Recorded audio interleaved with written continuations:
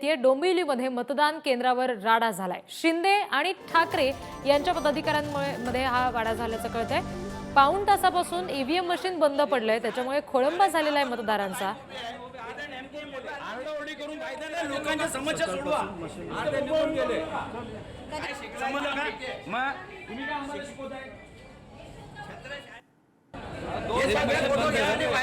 एक मशीन बंद आहे। 6:30 पासून लोक लाईन उभे आहे। आरडाओरडी करून कायदा लोकांच्या समस्या सोडवा। तर डोंबिवलीतल्या या प्रकारासंदर्भातले आणखी तपशील घेऊया। प्रतिनिधी सध्या आपल्याशी जोडले गेलेले आहेत, प्रदीप भंगे।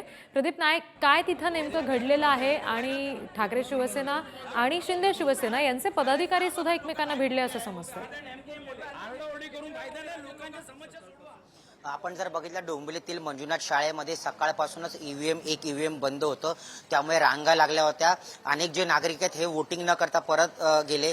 त्यामुळेच शिंदे गटाचे पदाधिकारी असतील किंवा ठाकरे गटाचे पदाधिकारी असतील हे दोन्ही तिकडे जमा झाले आणि त्यांच्यात वादावादी झाली, ते समोरासमोर आले, त्यामुळे एकच गोंधळ उडाला। आपण जर बघितलं तर सुमारे 1 तास ईव्हीएम बंद असल्यामुळे हा सर्व गोंधळ झाला। आता ते ईव्हीएमचं बंद असल्या त्याच्याबद्दल दुसरं ईव्हीएम आणतात असं सांगण्यात आलेला आहे। मात्र जो गोंधळ आहे तो हा गोंधळ अद्याप मंजुनाथ शाळेच्या बाहेर चालू आहे।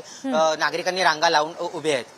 बर, म्हणजे ईव्हीएम मशीनचा अजूनही जो काही प्रॉब्लेम होता तो पूर्णपणे निस्तरला असं म्हणता येणार नाही। अजूनही लोक वाट बघतायत मतदान करायची।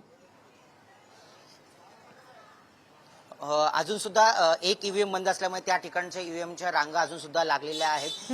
नागरिकांची गर्दीही शाळेच्या बाहेर आहे। त्यामुळे आता हे ईव्हीएम कधी दुरुस्त करणार हे पाहावं लागेल। आणि हे दुरुस्त कधी होईल मशीन किंवा नवीन मशीन कधी लावलं जाईल याची काही माहिती मिळू शकली का? साधारण किती वेळ जाऊ शकतो? याबाबत अजून सुद्धा कुठलीही माहिती ही अधिकाऱ्यांकडून सांगण्यात आलेली नाहीये की मशीन बदलणार की ते मशीन दुरुस्त करणार। मात्र या ज्या रांगा आहेत या लागलेल्या आहेत। आपण जर बघितलं तर पूर्ण कल्याण लोकसभेमध्ये सकाळपासूनच गर्दी आहे।